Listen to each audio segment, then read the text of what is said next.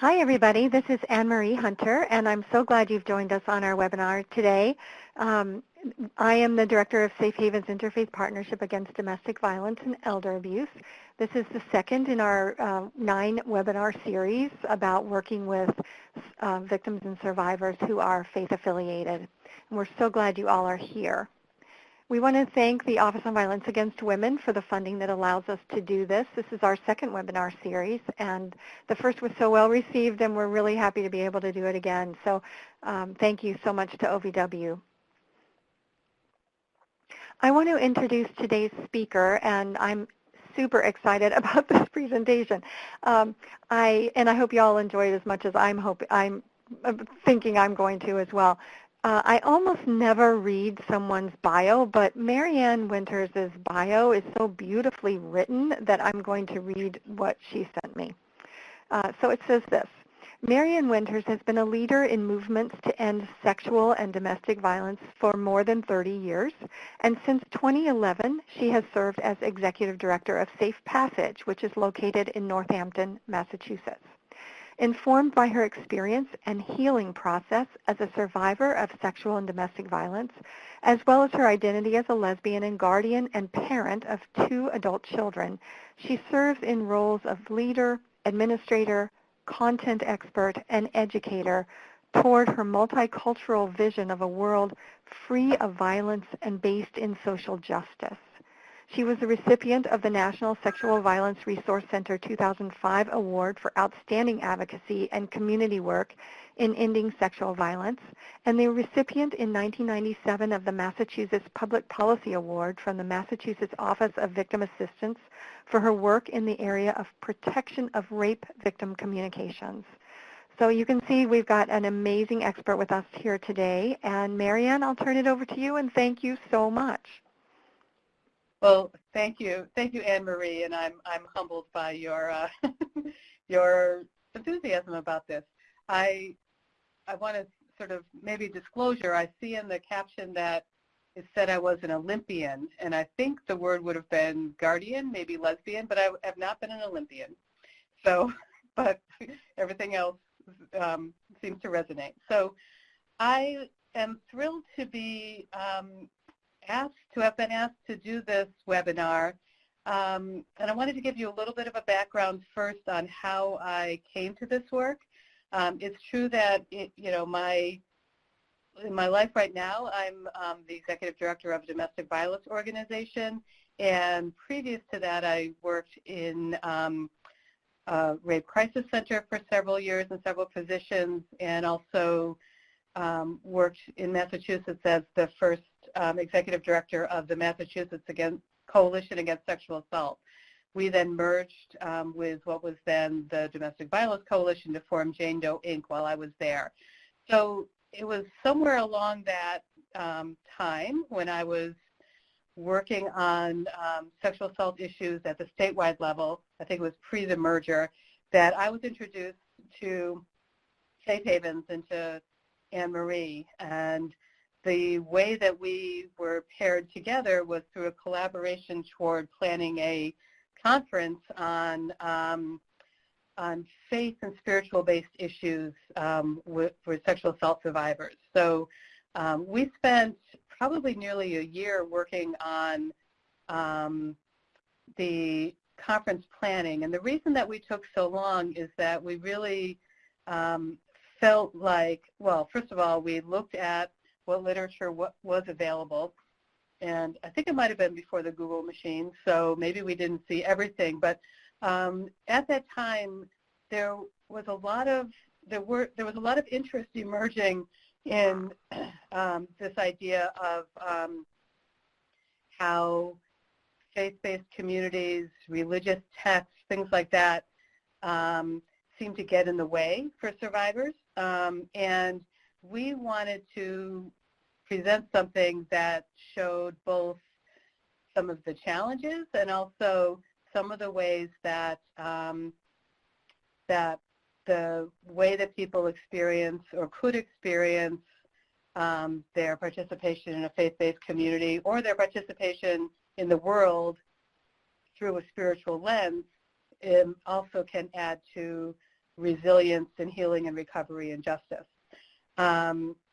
So that was that context. And in order to plan that conference, we did several focus groups, some with survivors, some with people who have committed to a religious life and whatever that means for within their faith and denomination. We referenced several books. And I also drew a lot of inspiration from some of the work that was happening around AIDS and HIV work, where advocacy organizations and support kinds of organizations were working with people with AIDS and HIV.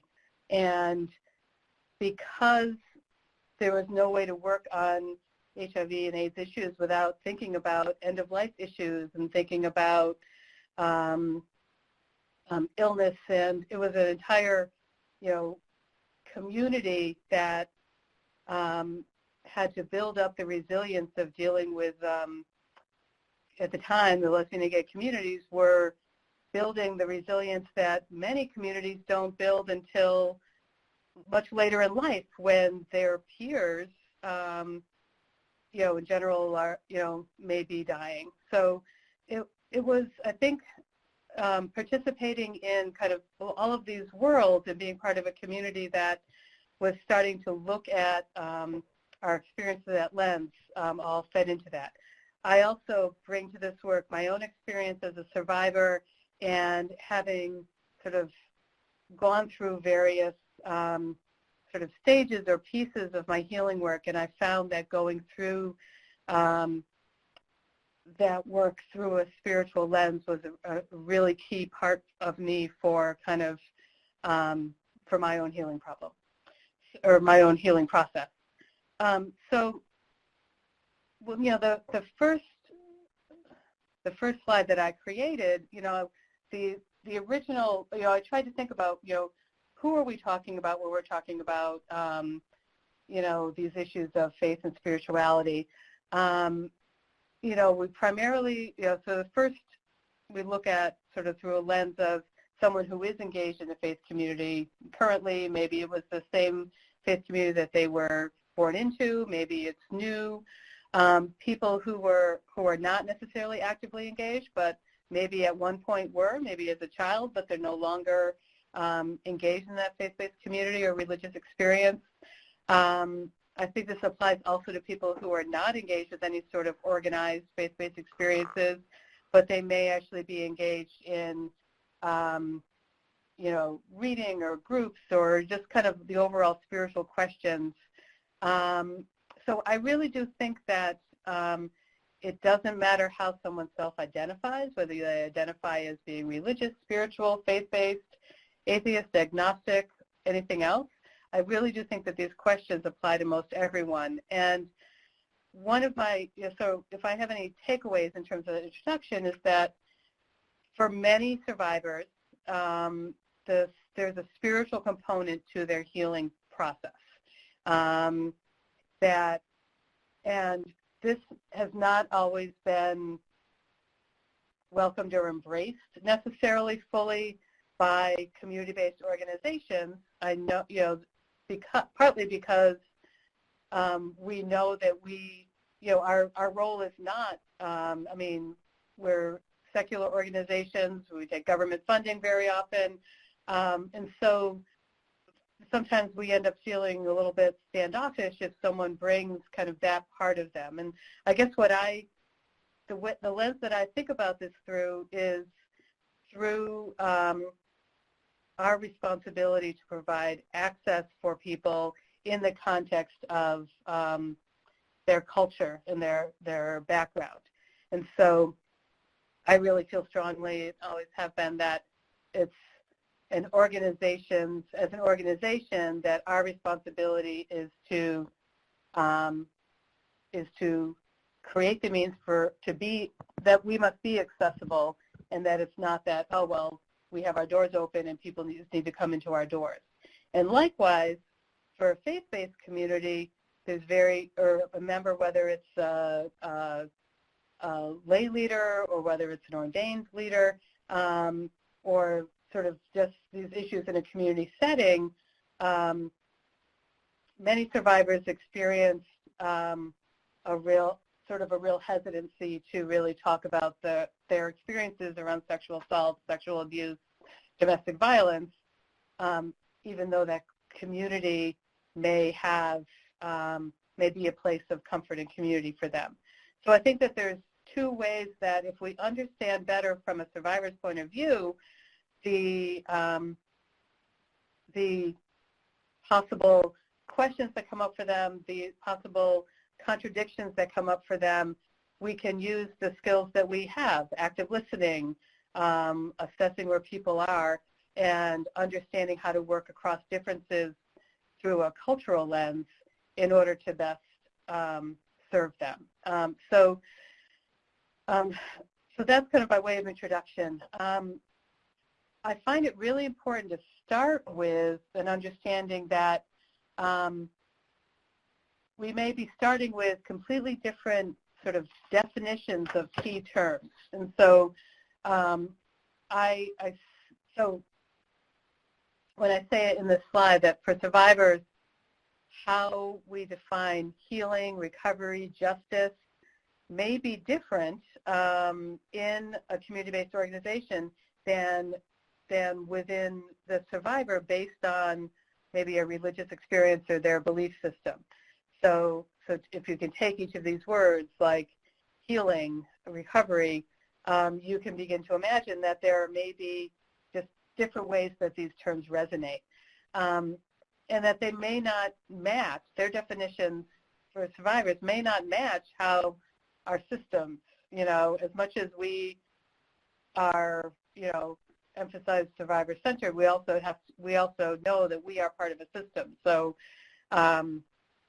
justice in a criminal justice system looks and feels very different than justice within someone's religious context, perhaps. So we may not match. And so we may be talking about terms that internally don't sort of make sense or where there's a conflict within that person. So core processes, systems, things like that. One example that often comes to mind is a survivor. Well, one thing that I didn't say also is the way that I've applied some of this work locally in the context of rape crisis work has been through some writing groups, some work with folks. I was part of the Sexual Assault Coalition around the same time that in Boston and Massachusetts overall that survivors' voices related to sexual abuse within the Catholic Church were really being brought forward. It certainly wasn't the first that I'd heard these stories, but there was a lot of media and a lot of a tipping point, and that really groups of survivors really kind of rose from within the church and from outside the church to respond to that. So I was in a position to work with some members of a group that was within the Catholic Church called Voices of the Faithful. These were practicing Catholics who wanted to see change and accountability. Another group called Speaking Truth to Power. So within the context of working with some of these groups, of course, their stories and their healing processes were revealed and came out. One example of someone that I remember talking to had a real reaction when I used the term empowerment. And, empowerment is sort of like, well, this is like one of our words, like how is empowerment not a good thing? And she was really struggling with what she felt like she was obligated to engage in terms of obedience. And so for her, being obedient to her faith was a huge conflict, even though she had the experience of having been sexually abused. So it was one of the first real eye-opening lessons for me to make sure that I fully sort of understood and that we talked through even what we were talking about, that words by themselves often have different meanings. So with that, I kind of go to a little bit, so I kind of want to invite you to So someone's asking me to speak a little bit louder. Is that a little bit better? Okay. So I will try my best to get a little closer to the phone. So I think about one of the most, common things that, organizations often do is to think about safety planning or building safety, whatever term you use. And so that even that word, which seems so basic, has different meanings across a wide variety of organizations. So, and I just give some examples. So for a sexual or domestic violence organization, safety planning might mean, efforts or steps you might take to try to decrease or prevent physical abuse, verbal abuse, even homicide. So we do safety plans with people where I work that with that goal in mind. In terms of a mental health organization, a safety planning might be developing coping skills so that someone doesn't experience an extreme state, reduction of suicide risk, perhaps the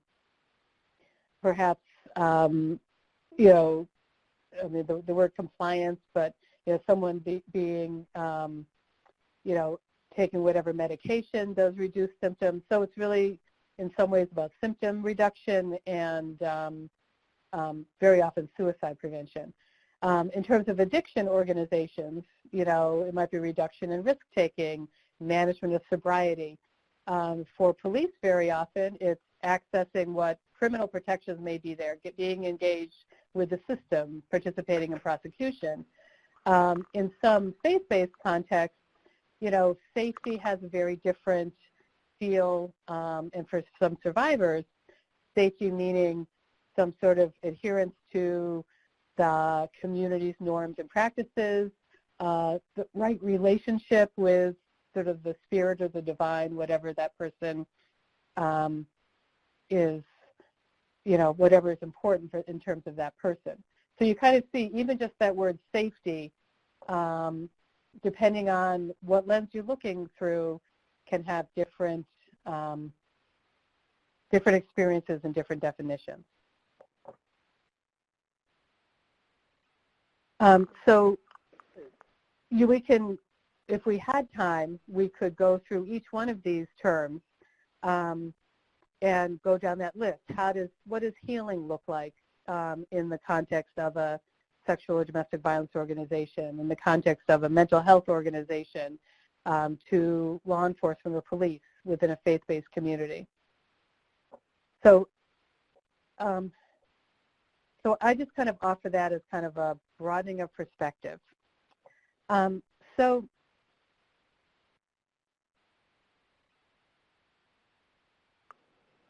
I have a printout that skipped this slide. Let me see where we're at. So, oh, no, it didn't come on.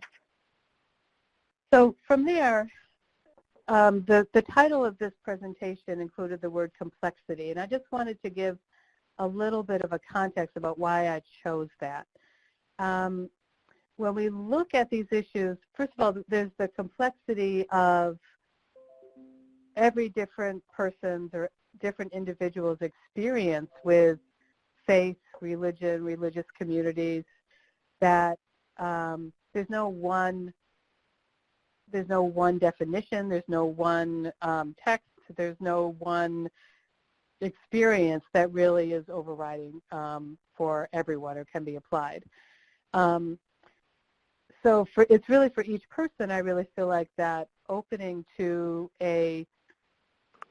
looking at their life through a spiritual lens as defined by that person can really be a powerful opening to healing, and at the same time can bring into view perhaps contradictions, challenges, and that's very often when I was doing some writing on my own, but also some writing work with survivors, that really comes into view for them.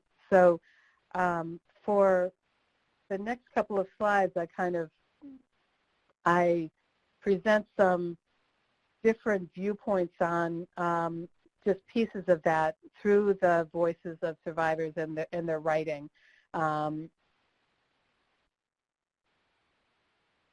This first, and so I'm going to start with a theme, and if I could find a, an example, and obviously within, finding an example that, can be sort of boiled down to a nugget that fits on a PowerPoint slide is challenging. I'm sorry about that phone ringing in the background. So this first one, protection from harm. There are, I've had the experience, myself, of kind of, and also survivors of thinking about this idea that their relationship with the divine is a relationship, and part of that relationship is some sort of safety, comfort, protection. This survivor, these few lines were taken from a piece of writing that a survivor did while sitting in church listening to a sermon. And from what I remember, the context of the sermon was that your relationship provides you some comfort. There's a promise that, that you are entitled to. It was a sermon on issues of grace.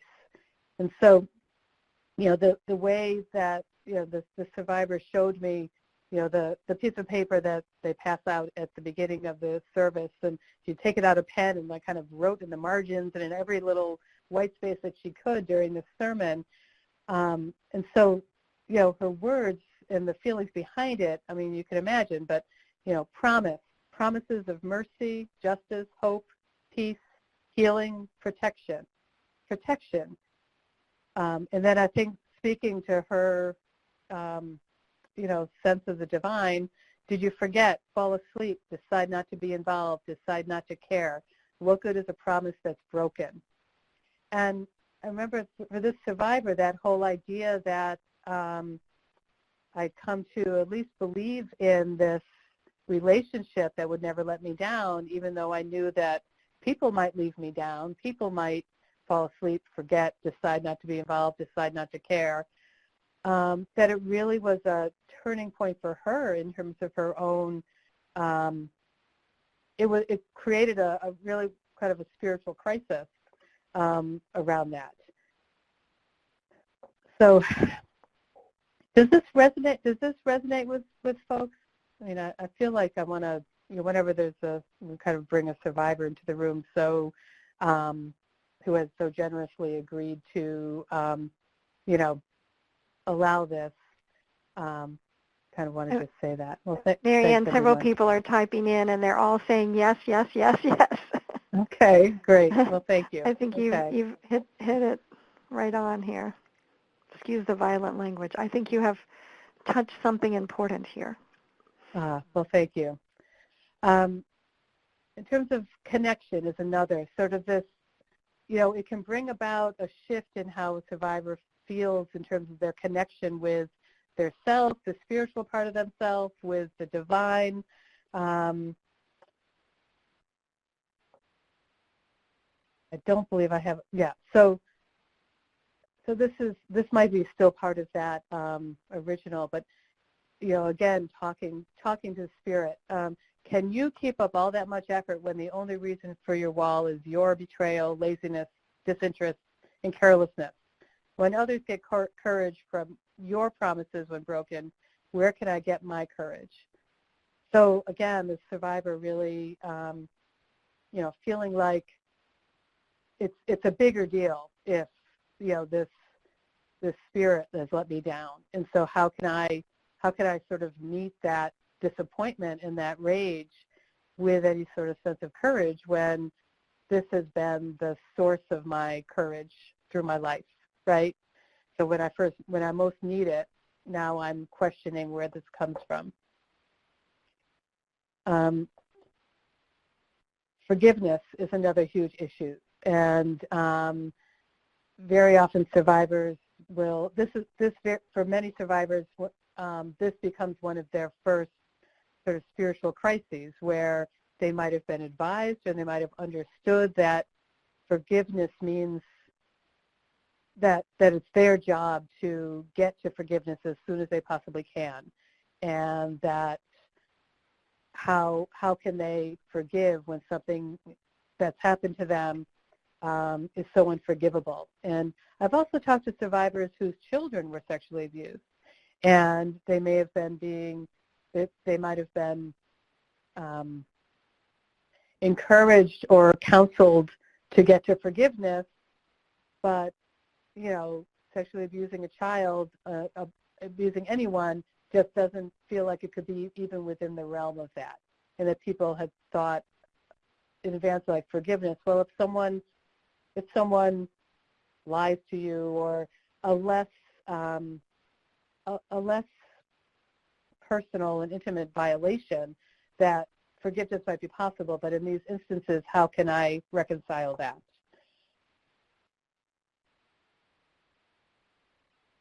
Another area that I've heard come up is in terms of community. And so when someone is participating within a faith-based community, or looking for a community that might help promote or support their healing, that being in community very often has a difficulty when the needs or what is up for you is maybe confidential, very personal.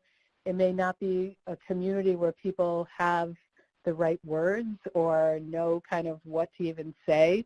If the abuse or assault or risk is active, many survivors have thought that, well, being part of this community might put other people at risk. The person who's abusing me knows that I participate here. What if this person comes, to service or is waiting for me, things like that. So it comes up as part of safety planning.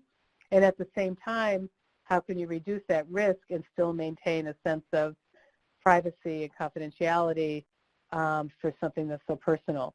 And then I've heard a lot of survivors talk about a hesitancy to bring up issues of, and I just use the abbreviation for interpersonal violence.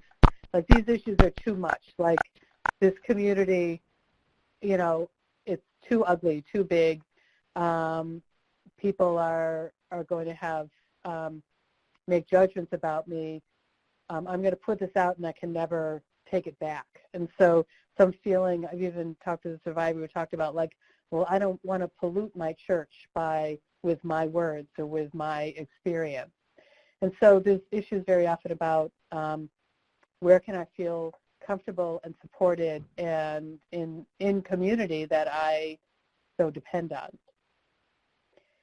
And then accountability is very often another. There's like the sort of and I've thought about this very often too, like there's sort of what we've set up as society or the world's way of accountability, right?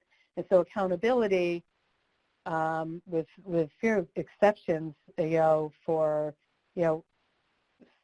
fortunately there are more and more models of accountability that bring people into relationships. But our traditional thought about accountability is jail time, fines, some way to provide punishment, right? And within faith-based communities, that there's like a different sense very often of conflict resolution. And so I just offer this example that a lawsuit might be a financial reward, and I remember talking to a survivor who had been a victim of a hate crime, and it wasn't, well, I shouldn't call it a hate crime because it didn't meet the elements of an actual criminal event, but it resonated within this person as a violation. And so the only legal recourse was a lawsuit, and then the only, result of a lawsuit is a financial reward. So a survivor goes from, trying to heal or hold accountability, but the answer is money. Not that and they may not value, there's a value of money, but that doesn't meet that survivor's definition of real accountability. or a real resolution, if that makes sense. So that's kind of, I just present that as another conflict that very often might come up with people. And then at the same time, faith or involvement in a faith-based community is very often, to use a public health term, a protective factor. It can provide that link. It can provide a link when survivors kind of reframe or really experience ability to a real sort of accountable forgiveness process, or get to the point of feeling grateful again, or very often faith-based, survivors from a faith-based perspective then might turn their experience into service. So it's not unusual that our organizations might have survivors who also come to this as a sense of, this is my, this could be my contribution now that I have come to some sort of reconciliation or some healing place with my work. And a sense of social justice. And social justice very often gets thought about in terms of systems and structures. It also has a very specific meaning and call within many faith traditions. And so, so that's an important part of that. Engaging is, for some survivors, engaging in the spiritual practice, prayer, engaging with their community can be really powerful aspects of their healing journey. So I have a couple of, along these lines, a couple of sort of quotes or from writings of survivors that kind of show this. And so this is a survivor who was talking about their overall healing process and where they are. And goes, so I am grateful to be alive, to be able to cry, to finally have tears. For my circles, intimate family, friends, community of faith, queers, co-workers, survivors, coalition, world, my ancestors and universe, indeed, with the divine. For insight, gained painfully with a brush or a few, with evil, with struggle, being close to death. Experiences as bad as one could possibly be, degraded of humanity's spirit, near the edge, collapse. Yet I emerged, stayed intact, stayed whole, kept in touch with goodness, change, wholeness. So, this was a survivor that obviously got in, was fully in touch with a sense of sort of growth and, resolution, having come past some of these strong feelings. And I don't believe that they would have had they not sort of engaged in this work at that level, or within that realm. That's such a beautiful statement, Marianne. This gratitude, yeah, it's it really it's kind of amazing. So this last one I offer, this is a meditation that someone wrote. Actually, I wrote this. So this is a meditation that I wrote as part of my healing journey. So I breathe in, light candles, breathe in the scent of sweet grass from the earth, and look at art inspired by your spirit, all for a glimpse, perhaps a moment of peace in your presence. Your presence, which now feels so elusive and distant at times, yet so accessible. Do I not want you enough? I've been asking why. But why only gets me to this place where I don't trust your protection, yet it's exactly your protection that I need now. So I pray for your protection, even though my trust in it has been bruised, broken, and destroyed. So we have a couple of minutes. Well, thank you, everybody. So I can go right into recommendations for practice, but also want to invite you, if there's anything that that any of you have comments about or want to have any questions so far? While we're waiting for folks to type, I guess I would ask a question if I may, and that is, with the folks that you're working with, Marianne, and I know you can't, I know it's almost impossible to generalize, Right. but how long are these journeys? How long is it taking folks to come to some sort of resolution? Well, that's an impossible question to answer, isn't it? But maybe you could reflect well, on that. Yeah. So, I mean, when I started this work at a rape crisis center, there was a kind of a theory that came out of the medical, some medical research around rape trauma syndrome. And there was kind of a linear model that, and I can't even remember the steps that people go through. I learned that and quickly realized that that wasn't it. And so I really think of this work more as a spiral. And so if you can picture a spiral going, and that the journey is much more from, going sort of inside the spiral, kind of out, right? And so if you, and maybe I should have included this as a slide, but I've drawn this where look at the spiral and then cut it into pieces like you would a pie, okay? And imagine that each of those pieces is a different part of a person's life, right? So you're thinking about family, work, emotional health, trust and relationships, your relationship with your children, all of these parts of someone's life, and think about spiritual components. So whatever that means for the person. You could also think about culture. You could think about your economic background. So we all have all of these pieces of our life. And this is an imperfect way to think about it, but my observation is that when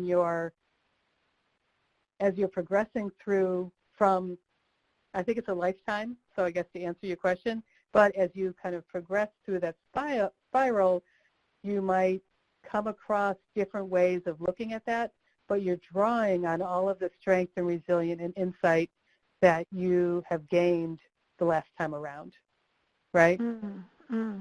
So that, I may come across a reading or be part of a faith-based community that brings me right back to a question that came up for me 40 years ago, but I know what it is. I know I'm not going to fall apart. I know, so that there's that resilience that we build as we go through that process. Does that help? Yeah, that's very helpful. Thank you. There are some other Okay. questions here too. Let me just see. Please talk about the issue of confidentiality in the faith community, e.g. any reporting requirements depending on any existing state laws, or are there differences? And then someone else says, what would you say to the community members that say our organizations that help women get out of DV marriages are tearing families apart? Right. So this is a great question. So yeah. In terms of confidentiality, I know that different states have different laws. I know especially around the high-level publicity around some of the church-based abuse. There were some states that added faith-based community leaders to the list of people who were required or mandated reporters. And there are other states where that was successfully resisted. So in Massachusetts, for example, they are not part of the, one mandated reporter, but you may live in a place where that is true. And so confidentiality also gets tricky. I think if a faith-based community or a faith community leader, this isn't different than other types of spiritual-based counseling that they might do. And so the privileged communication and that contract or covenant between a faith-based community leader is, needs to be handled in the same way. There are often, however, differences. So if a faith-based community, for example, had a discussion group or people, disclosed on their own in a study group or conversation, I think that the group itself has to come up with guidelines and agreements before those conversations even happen. And so part of it is about, it's similar to building peace in the world, that you do that through certain elements. Building that sense of trust and confidentiality is part of the same practice.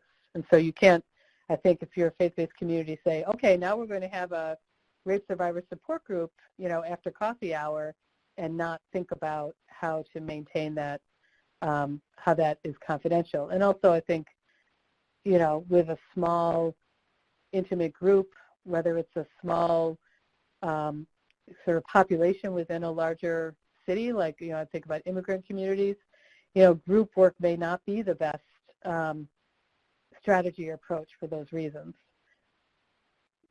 And if I can chime in real quickly, Marianne, if you don't mind. Mm-hmm. Sure. One of the things that Safe Havens recommends to the faith leaders that we train is to find out immediately what your state laws are and then make sure everyone in your congregation knows them. So this is Right. a gift that I have borrowed from my MSW colleagues. It's certainly not something they teach you in seminary.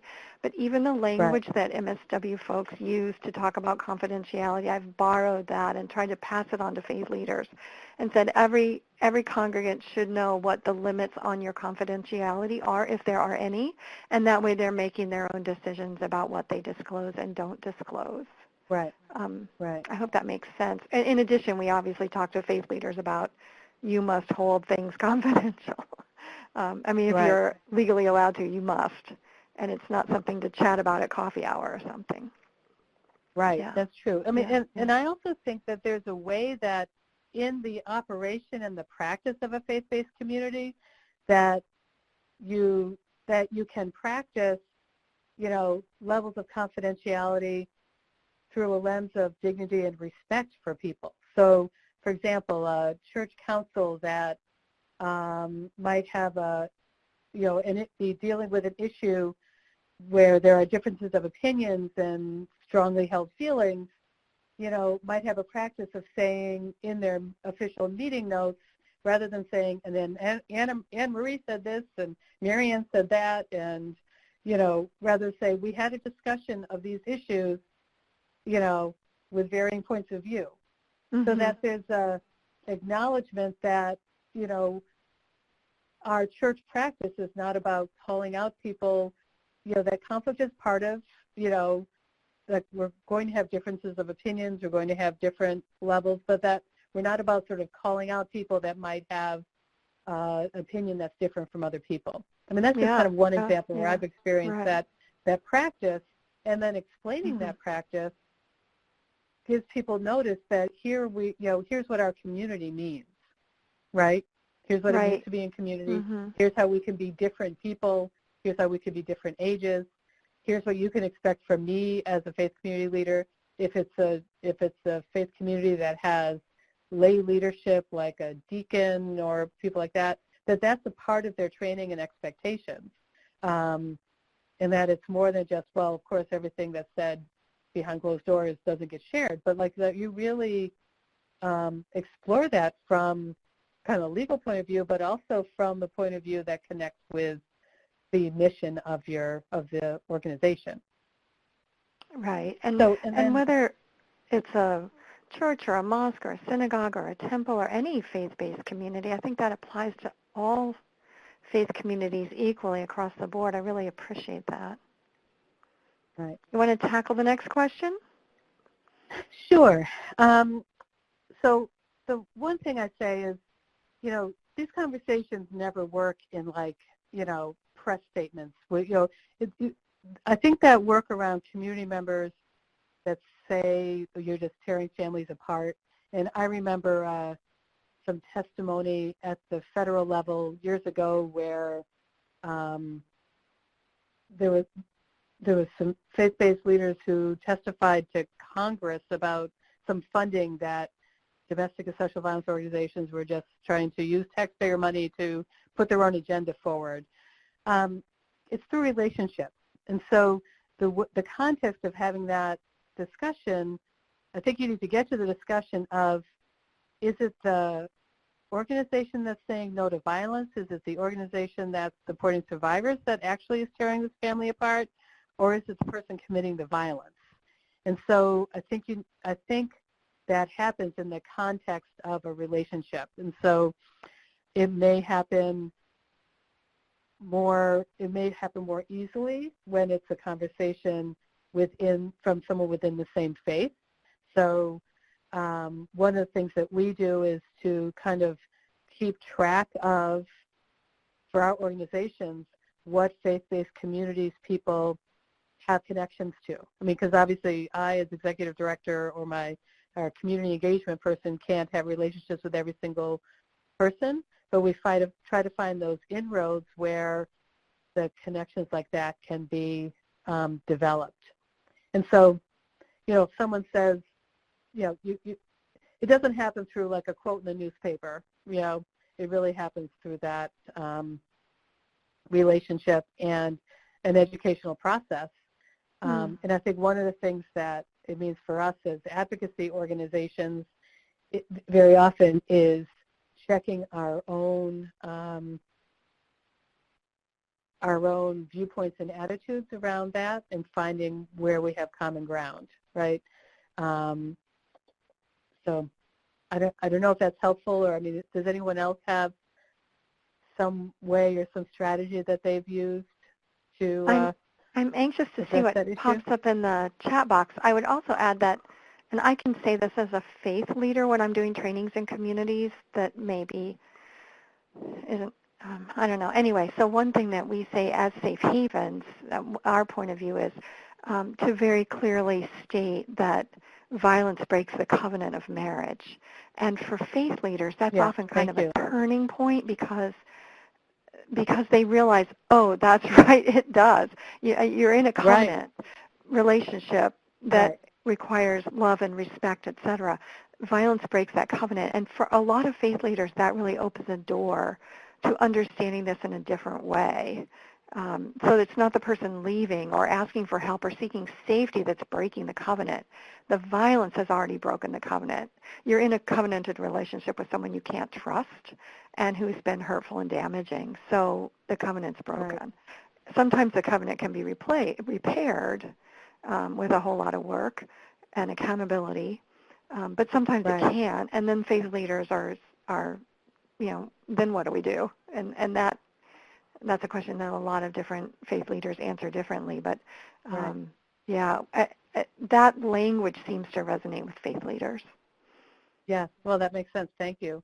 And, faith-based, there's an advantage and a complexity at the same time that in faith-based communities, very often both the survivor and the perpetrator are members, and they may come together with the whole family. So that's not the case in advocacy organizations necessarily. We may have separate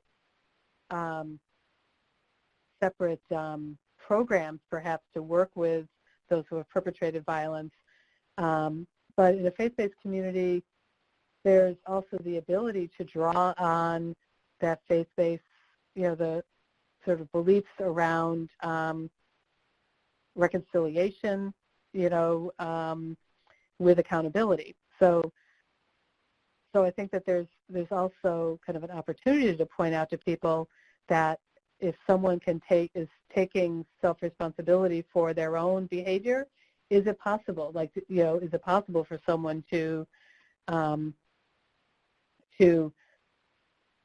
back or realize that committing violence doesn't serve any needs in them and actually is hindering their own growth?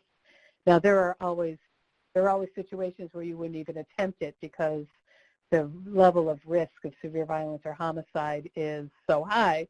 But I do believe that there are relationships where maybe early on, or where maybe unhealthy or learned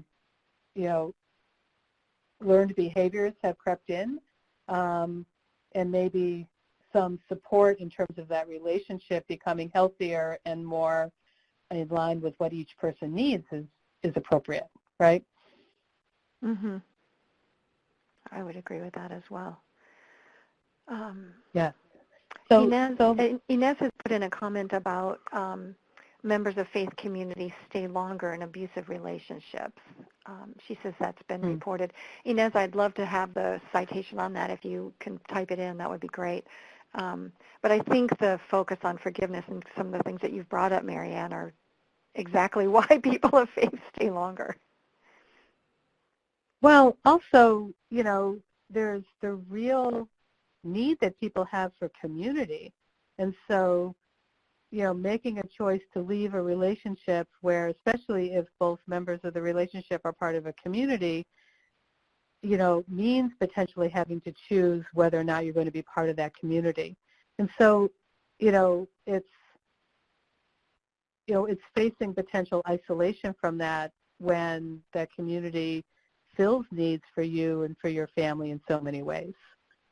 So I think I'm not surprised to hear that, but again, I'd love to see what people would recommend. And I think that there are sometimes outright sort of outdated and unfortunately,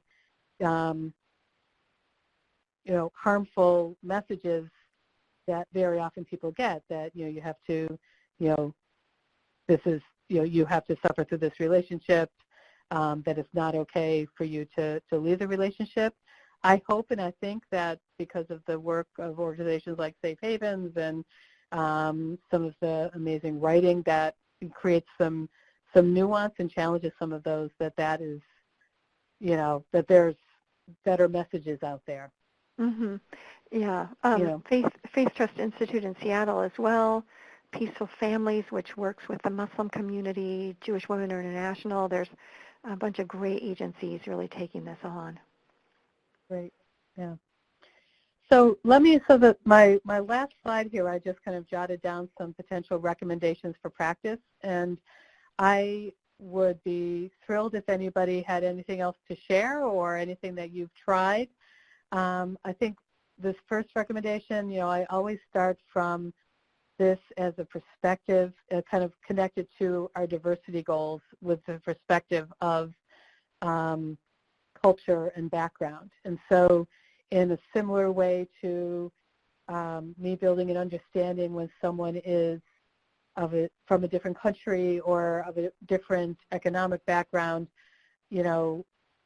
we can look at religious background from that same perspective and know that similar to every person who is a lesbian and the lesbian community is not the same, there may be community characteristics. Same thing with religious background, that you can't make assumptions, although you can ask questions, right? So the second recommendation, fostering relationships with faith community, tracking, it might be an interesting exercise to just take your staff, board, group of volunteers and find out who's connected to what faith-based communities, who could show up at even the, a spaghetti supper or or doing mission efforts, things like that, to kind of foster those relationships, because I really feel like that's really the key of that. There's also the work that I think each organization, and this is never finished work, so there's always the next step for it, is to build our own internal capacity for embracing religious diversity among our own folks, among our staff and our board and our volunteers. And then really do an honest check and assessment of your own organizational barriers. Are you really asking for survivors to kind of leave their faith on the stoop of your front door? Are you asking the same of your staff and volunteers? Can people talk about their religious experience around the staff break table in the same way that they might talk about what their family has for Thanksgiving dinner traditionally, that's out of their faith? And so normalizing these experiences can be a challenge sometimes for an organization where it hasn't, people have felt. And certainly I've talked with people, people who've worked at organizations who attend a faith community, are part of a community, and don't necessarily feel like that's fully embraced. So I really feel like this is sort of one more aspect or one more lens that we need to look through for our own diversity goals. Are there other? I was just going to add real quickly, if you don't mind. One of the materials in the resource box is a document about constitutional considerations, because oftentimes from advocates we hear, well, we've got federal funding or state funding or something. So I worked with OVW and with the Office of Civil Rights to put together some guidelines that are available in your resource box as well as on our website, the Safe Havens website. Great. Are there other questions, other recommendations you would have, other actual practices you've engaged in?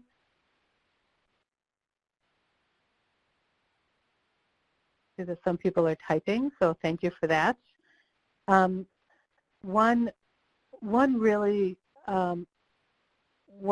practice that I've heard of in the sort of that happened through a collaboration with a local congregational church and the local Rape Crisis Center is basically a book club. They chose some books that, some novels that kind of had some of these issues prominent. Also, Maya Angelou's autobiography is a great, I Know Why the Caged Bird Sings is a great example of, a book or some writing that brings out these issues but can be dealt with in a more of a book club kind of fashion. So it's not a support group, but it really is an opportunity for people to kind of raise some of these things or look at them. And then what's the role of the faith community to the abusers? So I feel like there's roles. I think one of the things that we know, especially about people who have perpetrated sexual abuse, is that having the stability that comes with participating in a faith community actually helps decrease recidivism. And so I think that there's a role, and also it needs to be well-informed, transparent, accountable, so that you're not. So I think it's tricky. I'm not sure that there's always a clear answer. Anne-Marie? You have any questions there? Yeah. We have been talking about this some as well. We've been talking about it a little bit more on the domestic violence side than on the sexual violence side. But we've been looking at things like whether within a faith community space can be, our first concern is safety for the survivor. So if that can be assured, is there also some way that the perpetrator can be, or a perpetrator can be involved? And sometimes that answer is no, and then we're really encouraging faith leaders to make a very careful referral to another faith community so that the perpetrator is not outside of spiritual care, but rather, but is not endangering someone in the congregation. So there's that. I agree with you, Marianne, and there's also some research that shows that perpetrators who are clergy mandated to go to batter's intervention are more likely to finish the program as well. So it can be a protective factor, yes, but always with the survivor's best interest and safety at heart. I would be happy, and this is just me speaking from a faith community perspective, I would be happy if faith leaders would just stop what's the word I want, like colluding. I would be Right. happy if they would just stop appearing in court as character witnesses or something like that. So I guess we're still kind of working on do no harm. And then we would get to a point where, okay, then what does it mean to be helpful in the situation? At this point, so many times faith community leaders are still doing harm, so a lot of our energy goes into that. Um, I Right. am currently working on a resource with David Adams, who runs the Domestic Violence Batters Intervention Program here in Massachusetts. It will be a federal resource. It will be OVW approved and available to all of you, and it will be done by the end of this year. And it will just be a quick clergy guide for understanding a little bit better where perpetrators of domestic violence are coming from, and I'm not sure how helpful it will be for perpetrators of sexual violence. I almost feel like that's another issue. Right. There's another question Yeah, here thank you. about... There's a question about conservative congregations and LGBTQ survivors. Mm-hmm. Do we have another hour? So, yeah. Well, I think that there is a lot more written. There's many things written that are specific to particular faiths and denominations about what congregations have done to be, what some congregations and some faith communities have done to sort of offer themselves in terms of an openness around LGBTQ survivors. I'm not, again, I think it's one of those issues where it's about a relationship, and it's also very often about making tiny, frustratingly tiny steps very often with congregations. I used to serve I was part of a LGBT-focused or primarily LGBT church a while ago, and we had a speakers bureau that I participated on for a while where we kind of invited these sort of conversations around, in this case it was a Christian-based perspective, where we asked, like, well, what are you saying the Bible really says, and what is an interpretation around that? There's some, Mel White is someone who's written some books on how to understand the biblical text from a more LGBT, how the biblical text that often gets cited that say that being gay or lesbian, primarily that's really what it addresses is sinful or not appropriate. So there is some great text about that.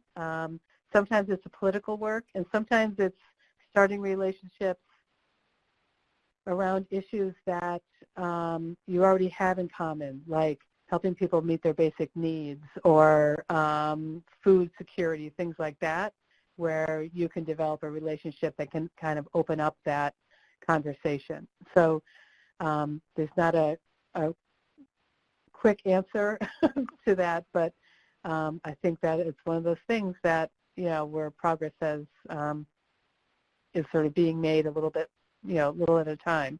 I'd also recommend some of the writings. Leanne Tigert is a minister in New Hampshire who has written several books, and some specifically around how hate crimes and the LGBT experience connect with people's faith. Has also written a book on how